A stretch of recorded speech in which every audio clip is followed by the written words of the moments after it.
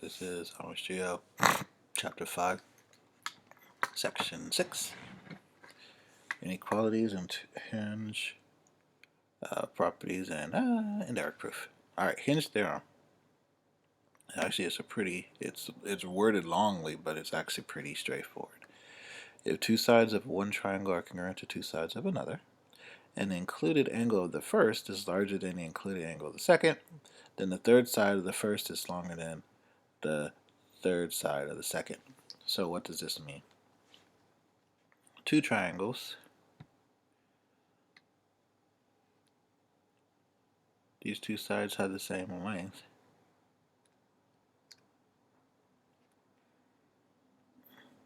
Not the same length. These two triangles have the same length of their counterparts. Two of the sides. This guy is 88 degrees.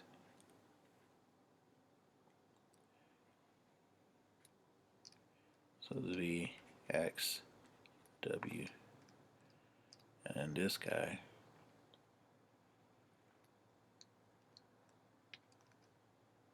same length on its corresponding side. T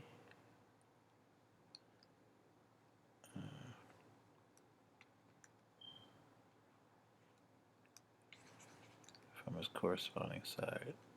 Let's do it like this. There we go. So this is R, T, and S. But these two guys that corresponding are also the same.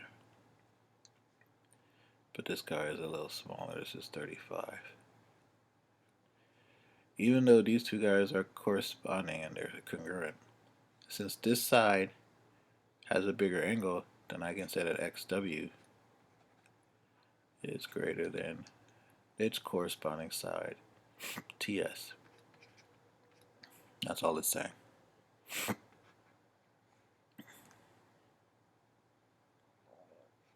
Okay.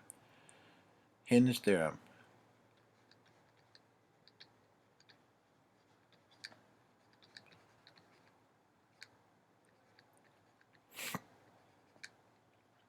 Two triangles, same two angles, and the included angle, right, the angle that's in between, are of different sizes. Then the bigger angle on the third side will contain a third side that's bigger, and then on the other side, third side of its corresponding guy.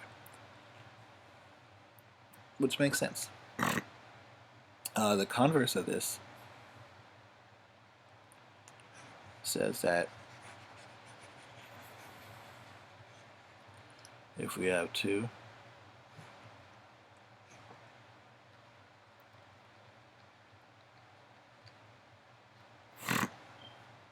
sides of one triangle are congruent to two sides of another, and the third side of the first is longer than the third side of the second, then the included angle of the first is larger than the included angle of the second. So, same scenario.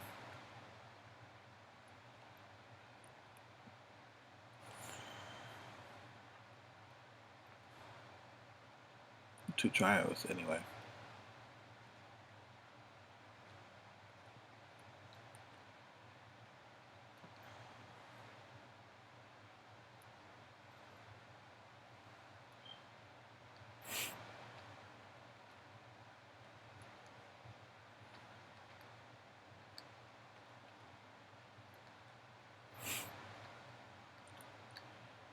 So, converse of the hinge.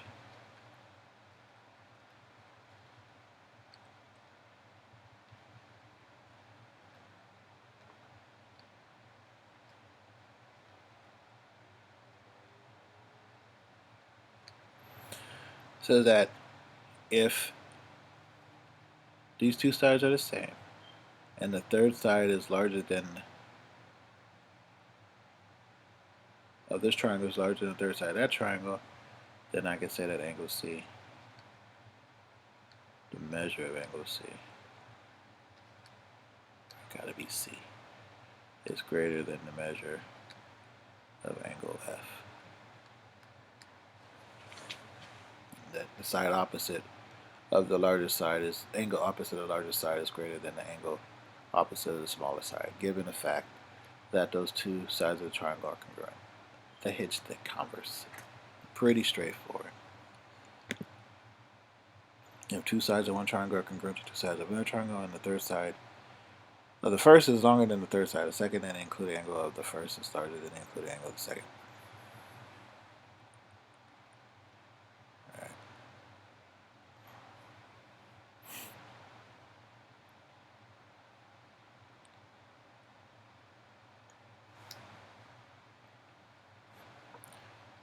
So the concept of around these guys is not that bad.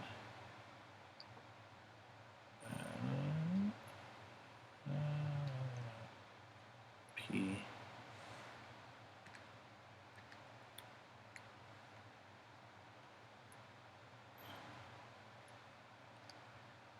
S R Q. Okay. So PR is equal to PS. We know that PQ is equal to itself. So which side is longer given the fact that QPR, so this guy is greater. So let's say this guy is 35. Let's say this guy is 33.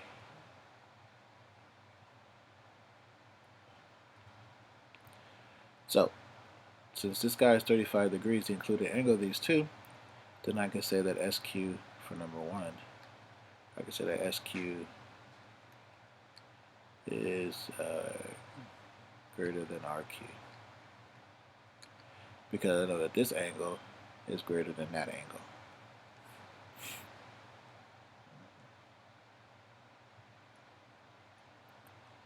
For number two,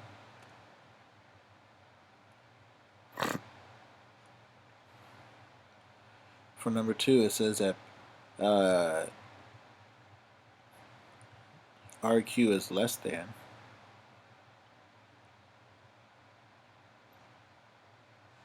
I think they meant to say side RQ. Yeah, side RQ is less than. So let's say this guy is 11. This guy is 12. RQ is less than that. So since RQ is less than that, then I can say that angle PRQ, measurement of angle PRQ, is actually let's switch measurement of SPQ.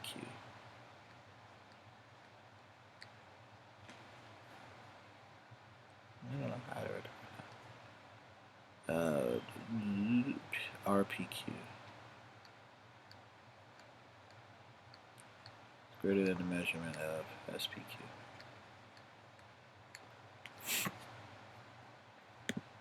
Pretty straightforward. But what's the purpose of this section really is talking about indirect proofs. So an indirect proof is a way of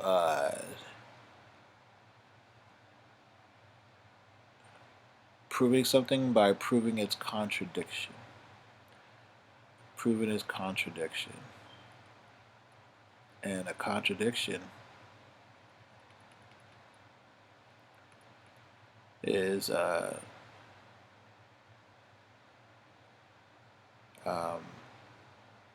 contradiction is having an well, when two things shouldn't be the same. For example, an example of contradiction: x equals 3, but we know that x has to equal a even number, something like that. Well, we have a contradiction. These two things can't be the same. X can't be an even number and be equal to 3 because 3 is an odd number. So if I have something that's odd, but I also know it has to be even, we have a contradiction, and one of these has to be false, therefore proving one of the other thing equal. So that's what an indirect proof does. An indirect proof concludes that something is false. We go through our reasoning and ultimately prove it by creating the contradiction. So here's the 3 steps. Step 1. Identify a statement you want to prove. Assume temporally that the statement is false by assuming that the opposite is true. So that's where we start. We prove that we start with the opposite is true. We go back and we essentially go backwards in the proof to reach a contradiction. Once we reach that contradiction, then we have to say that the opposite must be, that this is false and that the opposite must be true. Here's an example that they use here. Here, they say that x is an odd number. And then they say prove that x is not divisible by 4. So here's step 1. Assume that x is divisible by 4. So if x is divisible by 4, then we know that x divided by 4 is equal to some n. When we say divisible by 4, that means when we divide it, it'll give me a whole number. So if I was to multiply both sides by 4, then I can say that x is equal to 4n. When we say that any number is divisible by some number, we can say that n has to be a whole number. So no fractions, no decimals. Okay.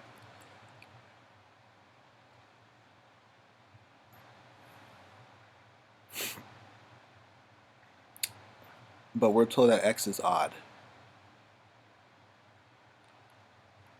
We're told that x is odd. By definition, x can't be divided by 2. X can't be divided by 2, but look at our scenario. We have x is equal to 4n. We can definitely divide that by 2.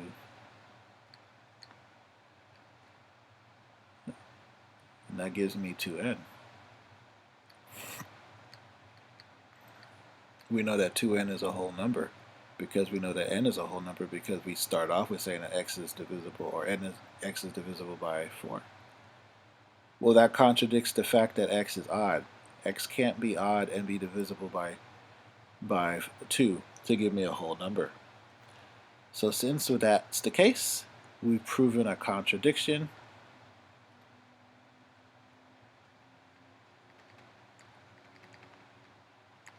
X can't be odd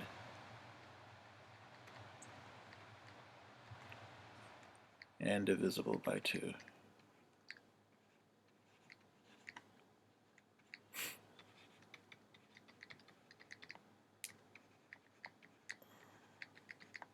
X can't be odd and divisible by 2.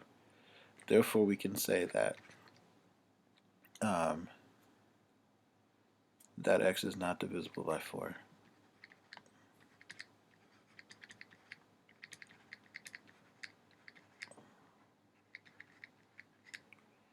Okay.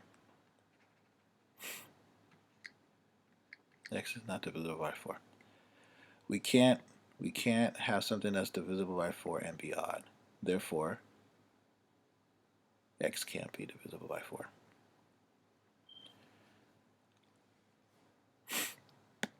Here, they give me a situation where they say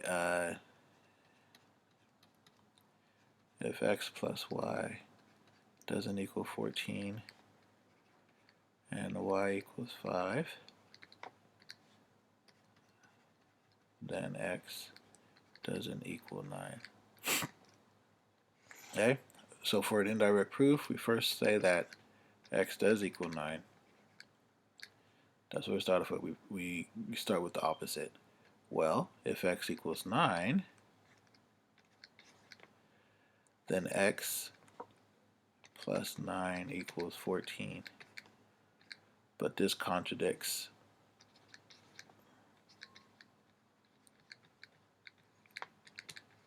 This contradicts our given, which is x plus y doesn't equal 14. So since this contradicts x plus y doesn't equal 14, then we can't say that x equals 9 because that's false.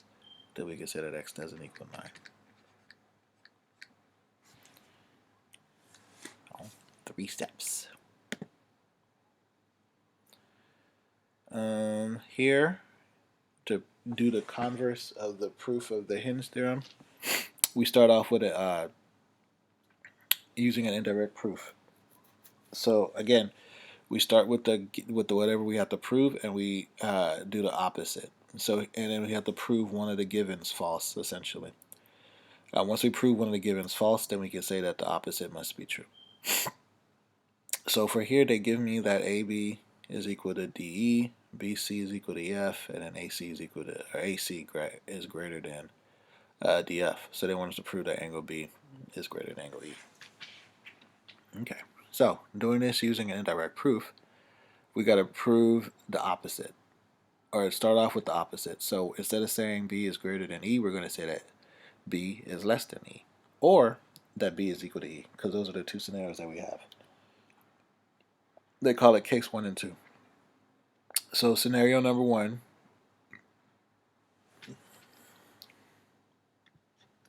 I'm not going to write it down because this says it really will go. B is equal to E. So instead of saying that it's greater than, we're reversing our proven statement and saying that it's equal for scenario number 1. If it's equal, then we can say that these two triangles are equal because of side angle side. And then we can say that all three sides, corresponding sides, are congruent. That's number 1. Scenario number 2, if we say that this is greater than that, then by the hinge theorem we can say that side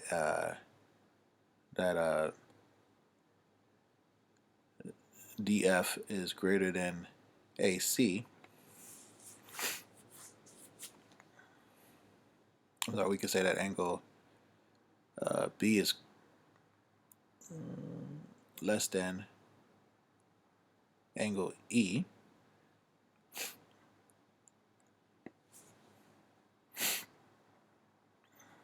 Therefore, we can say that side AC is less than side DF because of the hinge theorem.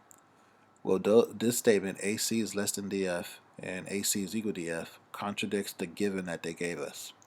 So since it contradicts the given that they gave us, then we can say that the initial statement that angle B is equal to angle E, or angle B is less than angle E, is false. Therefore, angle B greater than angle E must be true. We prove the contradiction. Do number 5. Okay, so that's that section, you guys. In terms of proving a contradiction to the hinge theorem, it's the same thing, but we just reverse it with this. Instead of this being the two sides, it's going to be the angle, and these are two sides. It's the same exact thing, we're just switching angles on the sides. Alright, hope you guys have a great rest of your day.